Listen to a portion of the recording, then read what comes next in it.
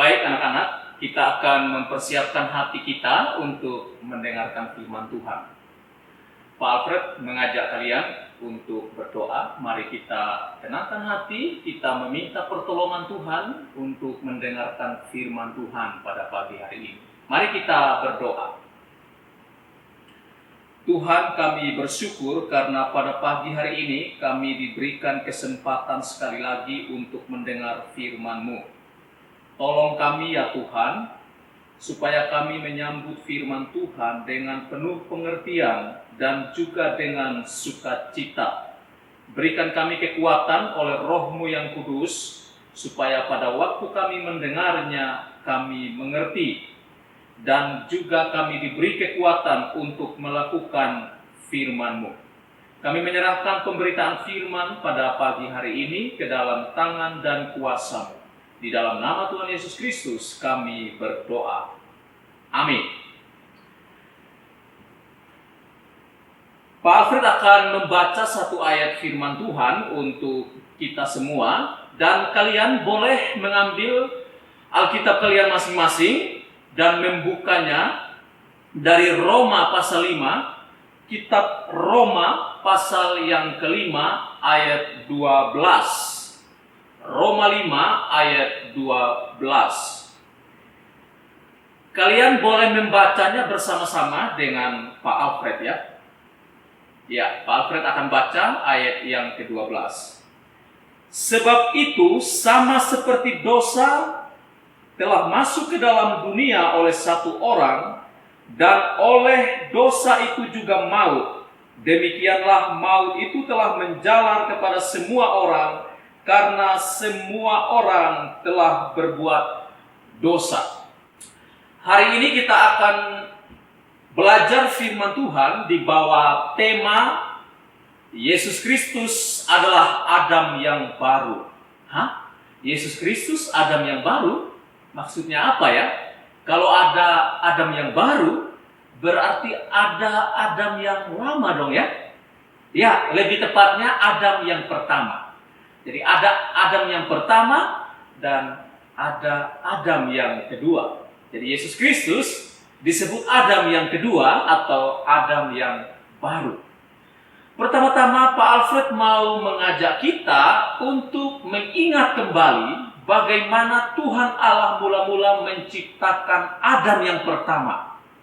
Adam yang pertama diciptakan oleh Tuhan menurut gambar dan rupanya dan menempatkan dia di Taman Eden. Tahukah kalian bahwa Adam yang pertama ini merupakan tokoh yang sangat penting dalam sejarah umat manusia. Karena apa? Karena dia adalah penguasa pertama di atas bumi yang berkuasa atas seluruh ciptaan Tuhan. Loh, berarti dia raja dong ya? Ya, semacam itu. Dia semacam raja. Karena apa? Karena Tuhan sendiri memberikan dia kuasa. Kita tahu dari mana? Kita tahu dari Kejadian 1 ayat 26. Tuhan berkata demikian. Berfirmanlah Allah, baiklah kita menjadikan manusia menurut gambar dan rupa kita, supaya mereka berkuasa atas ikan-ikan di laut dan burung-burung di udara, dan atas ternak, dan atas seluruh bumi, dan atas segala binatang melata yang merayap di bumi. Jadi di situ Allah mengharapkan bahwa manusia yang dicipta menurut gambar dan rupanya ini, yaitu Adam, berkuasa atas bumi, atas seluruh ternak, dan atas burung-burung di udara, atas seluruh ciptaan. Jadi ketika Tuhan mengatakan bahwa Adam harus berkuasa, berarti dia sedang diberikan peran dan fungsi sebagai seorang raja. Memang dia belum memiliki rakyat karena belum ada keturunan dan belum ada manusia lain. Hanya dia sendiri beserta istrinya Hawa. Tetapi walaupun demikian, dia diberi kuasa oleh Tuhan untuk berkuasa atas ciptaan Tuhan yang lain. Jadi orang ini sangat penting. Adam yang pertama ini sangat penting karena dia adalah penguasa pertama di atas bumi. Dia menjadi penguasa bukan karena berhasil menjajah dan menaklukkan orang lain atau bangsa lain, tetapi dia menjadi penguasa karena Tuhan sendiri memberikan dia kuasa. Betapa pentingnya orang ini, karena dari awal penciptaannya dia diberikan kuasa oleh Tuhan Allah sendiri. Dengan kata lain, dia mewakili Tuhan Allah untuk memerintah bumi dan segala isinya berdasarkan kehendak dan kemauan Tuhan. Jadi dia tidak boleh bertindak sembarangan atau semaunya. Dia memang menjadi raja atas seluruh ciptaan, tetapi tidak boleh semena-mena karena ada kuasa yang lebih tinggi di atas dia, yaitu Tuhan Allah sendiri. Adam menjadi figur atau tokoh yang sangat penting karena dia menerima mandat atau kepercayaan langsung dari Tuhan Allah untuk berkuasa di atas dunia milik Tuhan, untuk mengatur dan merawat semua ciptaan Tuhan di dalam maksud dan rencana Allah. Jadi dia tidak boleh bertindak semena-mena atau semaunya atau secara sembarangan, tetapi di dalam menjalankan kuasanya dan kepemimpinannya atas semua ciptaan, dia harus senantiasa peka dan dengar-dengaran akan firman Allah. Jadi kalian lihat ya, betapa pentingnya orang ini, atau betapa pentingnya Adam yang pertama ini di hadapan Tuhan dan di dalam alam semesta ini. Karena apa? Karena dia boleh dikatakan orang kepercayaan Tuhan yang pertama-tama ditempatkan oleh Tuhan Allah sendiri di dalam dunia miliknya. Itu yang pertama ya. Yang kedua, Adam menjadi sangat penting karena dia juga adalah bapa dari seluruh umat manusia. Di dalam Kejadian 1 ayat yang ke-28, di situ ada perintah daripada Tuhan Allah kepada Adam dan istrinya, beranak cuculah dan bertambah banyak, penuhilah bumi dan taklukkanlah itu, berkuasalah atas ikan-ikan di laut dan burung-burung di udara, dan atas segala binatang yang merayap di bumi. Ada perintah untuk beranak cucu dan memenuhi bumi. Artinya semua manusia yang akan tinggal dan memenuhi bumi itu berasal dari keturunan Adam. Atau semua manusia adalah anak cucu Adam. Jikalau demikian, maka Adam adalah bapa dari seluruh umat manusia. Kalian lihat lagi ya, hal kedua yang menunjukkan betapa pentingnya sosok ini. Dan betapa mulianya kedudukan dia di atas bumi yang Allah ciptakan ini. Selain dia sebagai raja dan penguasa, dia adalah bapa dari seluruh umat manusia. Karena begitu pentingnya sosok ini, atau karena begitu pentingnya Adam ini, maka dia memiliki potensi untuk mempengaruhi seluruh sejarah umat manusia, entah itu baik ataupun jahat. Dan kenyataannya Alkitab memberitahukan kepada kita bahwa Adam telah mempengaruhi sejarah manusia dengan keburukan atau kejahatan. Karena apa? Karena ternyata di dalam Kejadian 3 diceritakan, Adam tidak sanggup menjalani kehidupan yang sesuai dengan keinginan Tuhan. Bukankah Tuhan memerintah dia untuk menguasai alam semesta dan mengaturnya dengan penuh ketaatan kepada Tuhan?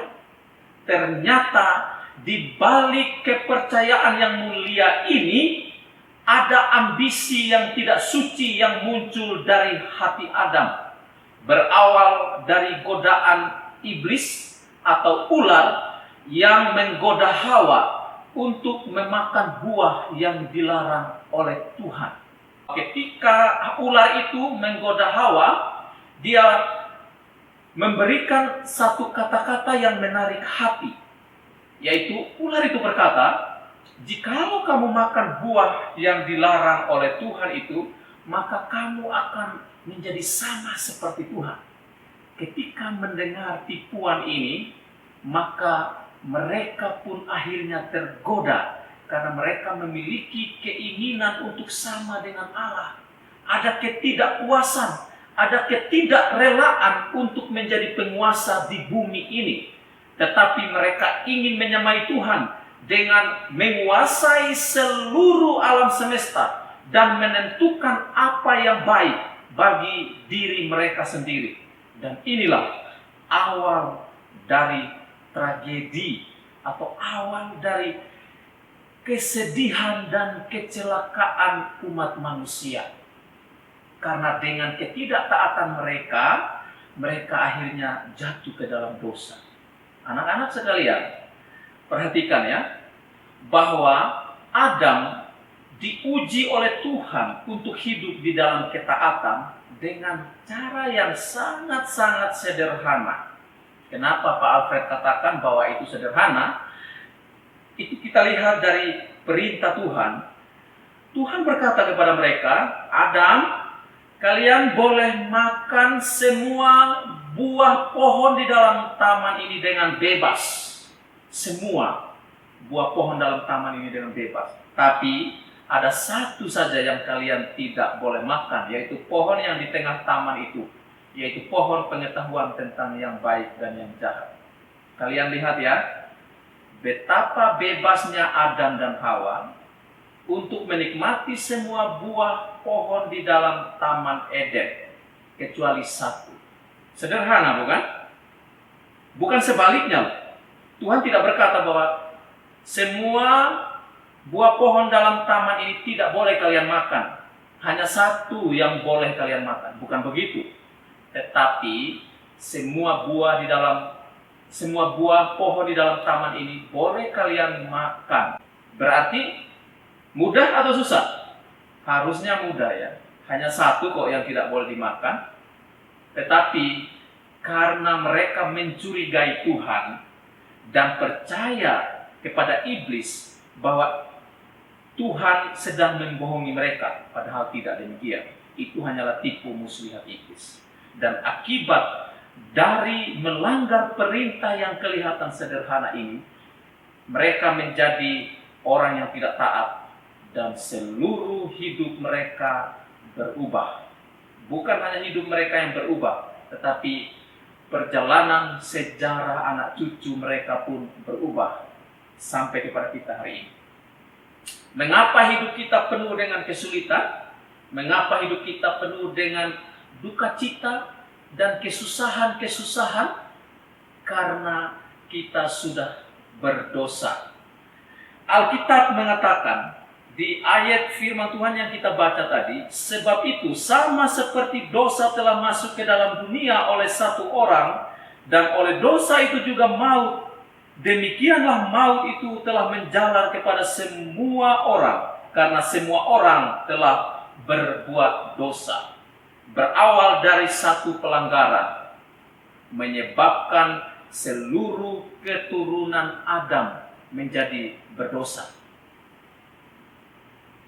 Betapa menyedihkan bukan?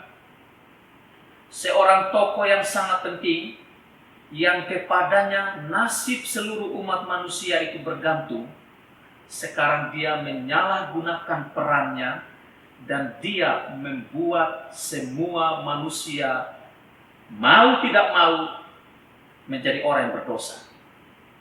Adam berdosa, maka anak cucunya pun ikut berdosa.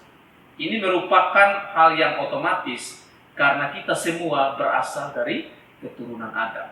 Sebagai ilustrasi untuk menjelaskan hal ini, Pak Alfred mau kasih contoh begini.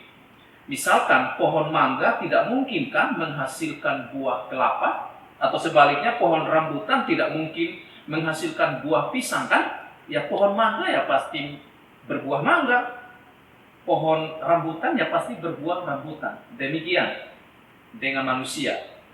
Orang yang berdosa pasti melahirkan anak-anak yang berdosa. Dan itulah kamu dan saya, keturunan yang dilahirkan dari satu nenek moyang, yaitu dari Adam dan Hawa. Dosa telah masuk ke dalam dunia oleh karena pelanggaran satu orang. Pak Alfred akan baca lagi satu ayat firman Tuhan dari Alkitab yang sama, dari Roma 5 ayat yang ke-19.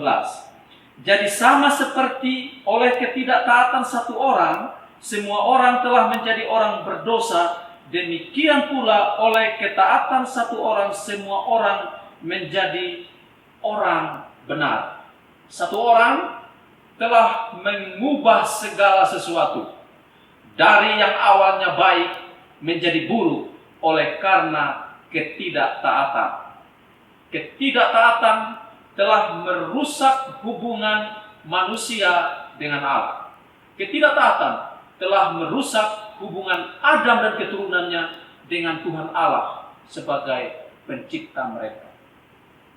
Itu sebabnya mereka waktu jatuh ke dalam dosa, Adam dan Hawa waktu jatuh ke dalam dosa karena ketidaktaatan mereka diusir dari taman itu. Kalian tahu, pengusiran dari Taman Eden tidak hanya menyebabkan manusia kehilangan tempat tinggal yang baik, tidak hanya menyebabkan manusia kehilangan sumber makanan yang melimpah, dan juga tidak hanya membuat manusia itu kehilangan taman yang indah. Bukan hanya itu, tetapi membuat Adam dan Hawa dan keturunannya juga kehilangan hubungan yang khusus dengan Allah. Karena waktu mereka diusir dari Taman Eden, itu artinya mereka dijauhkan dari hadirat Tuhan. Dan ketika manusia jauh dari Allah, maka manusia juga sudah jauh dari sumber kebahagiaan. Bukan hanya itu, Alkitab mengatakan bahwa karena mereka sudah jatuh ke dalam dosa, maka akhir daripada perjalanan hidup manusia adalah maut. Roma 3 ayat 23 menegaskan bahwa semua manusia telah kehilangan kemuliaan Allah. Dan Roma pasal 6 ayat 23 menegaskan bahwa upah dosa adalah maut. Maut artinya hukuman atau kematian. Atau dengan kata lain, maut adalah perpisahan dengan Allah untuk selama-lamanya. Ketika hubungan ini sudah terpisah dan sudah terputus, tidak mungkin ada lagi yang bisa menyambungnya kembali. Adam telah menyebabkan keterputusan daripada hubungan yang indah antara Tuhan dengan mereka. Maka untuk mengembalikan dan memulihkan hubungan ini, maka perlu satu manusia yang taat. Sama seperti oleh ketidaktaatan satu orang, semua orang telah menjadi orang berdosa. Demikian pula oleh ketaatan satu orang, semua orang menjadi orang benar. Oleh ketaatan satu orang, semua orang menjadi orang benar. Siapakah yang dimaksudkan oleh satu orang yang taat ini, yang menyebabkan semua orang yang sudah jatuh bersama-sama dengan Adam menjadi orang benar? Siapakah dia? Dialah Yesus Kristus. Dia adalah Adam yang kedua, Adam yang baru. Adam yang pertama telah gagal, tidak berhasil menaati Tuhan. Maka ada Kristus yang menggantikan ketidaktaatan Adam dengan menjalani kehidupan yang penuh dengan ketaatan. Supaya dengan kehidupannya yang penuh dengan ketaatan, dia bisa mewakili orang berdosa untuk dibenarkan oleh Allah. Sama seperti Adam di dalam ketidaktaatannya telah menyebabkan seluruh manusia jatuh ke dalam dosa. Maka sekarang muncul satu orang, dia adalah anak Allah, Yesus Kristus yang menjadi manusia, hidup sama seperti kamu dan saya, menjalani dan melatih diri untuk hidup taat, supaya apa yang Adam yang pertama gagal lakukan, sekarang dia lakukan yang sempurna. Adam yang pertama gagal taat kepada Allah, sekarang Yesus Kristus datang untuk mengerjakan dan menyempurnakan apa yang tidak sanggup dikerjakan oleh Adam yang pertama. Apa yang disebabkan oleh Adam yang pertama yaitu membawa seluruh umat manusia jatuh ke dalam dosa, maka Yesus Kristus dengan ketaatannya membawa kita kembali untuk hidup berdamai dengan Allah. Bukan hanya melalui ketaatannya saja, tetapi juga Yesus Kristus telah mati disalibkan, menggantikan hukuman dosa kita semua, yaitu hukuman dosa yang disebabkan oleh kejatuhan Adam, sekarang ditanggung oleh kematian Tuhan Yesus, supaya barang siapa yang percaya kepadanya dibenarkan oleh Allah. Jikalau kamu dan saya percaya kepada Yesus Kristus, maka kamu diperhitungkan sebagai orang yang dibenarkan, bukan oleh karena ketaatanmu, tetapi oleh karena ketaatan Yesus Kristus. Yesus Kristus telah menggantikan Adam yang pertama dengan mempersembahkan ketaatan yang sempurna kepada Allah dan membayar hutang dosa kita oleh kematiannya. Lalu dia bangkit memberikan kita kehidupan yang kekal. Kalian perhatikan bagaimana cara Allah menyelesaikan apa yang telah dirusak oleh Adam, yang menyebabkan kita semua berada di bawah hukuman, yaitu dengan cara mengutus Yesus Kristus menjadi manusia dan bertindak sama seperti Adam yang pertama, yaitu menjalani aturan ketaatan, dan dia taat dengan sempurna. Dia berbeda dengan Adam yang pertama. Dia menjalaninya dengan sungguh-sungguh, dengan kasih kepada Allah, sehingga apa yang dia lakukan sungguh-sungguh berkenan kepada Allah.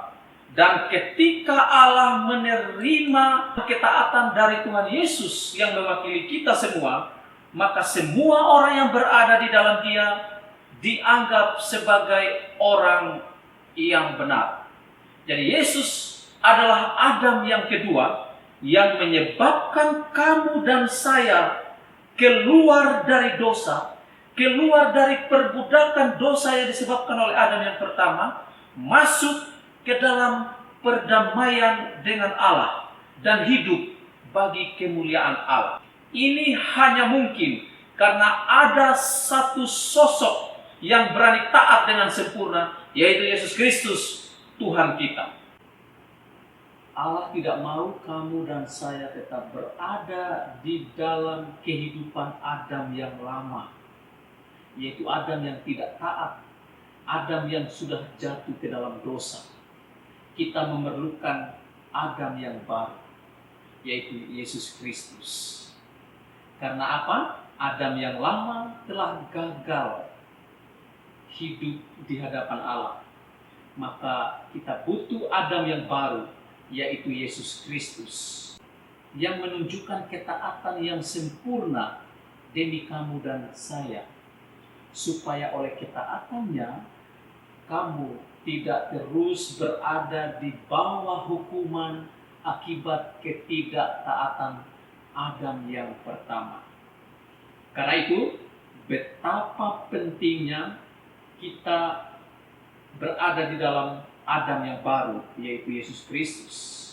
Kita tidak boleh terus hidup seperti Adam yang pertama yang telah gagal hidup dalam ketaatan. Kita diselamatkan oleh Tuhan di dalam Yesus Kristus sebagai Adam yang kedua, supaya kita pun belajar taat seperti Tuhan Yesus sudah taat. Karena itulah tujuan hidup kita. Kita diciptakan oleh Tuhan untuk menyenangkan Dia melalui ketaatan kita.